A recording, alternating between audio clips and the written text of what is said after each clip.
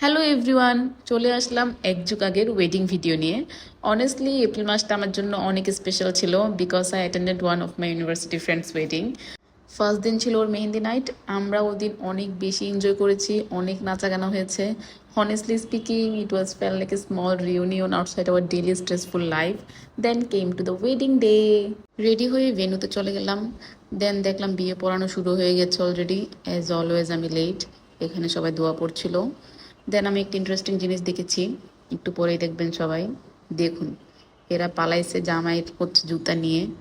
একটু পর যদি আবার নিজেরাই দেখেন, নিজেরাই হচ্ছে জুতাটা আবার নিজেরাই দিয়ে গেছে, আই ডোন্ট নো হোয়াই।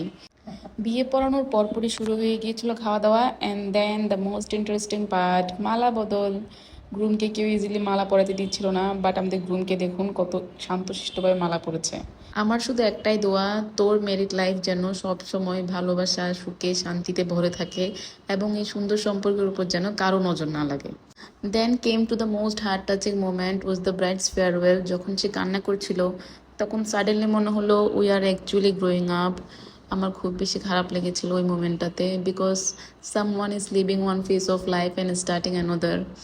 তারপর চলে গিয়েছিলাম ইউনিমার্টের শেফ স্টেবলে, বিকজ আমার তেমন একটা ভালো লাগছিল না। ভাবলাম কিছু খাওয়া দাওয়া করা যাক, আমার আবার খাওয়া দাওয়া করলেই মাইন্ড ঠিক হয়ে যায়। Jokes apart. That's it for today, see you in the next one, bye by.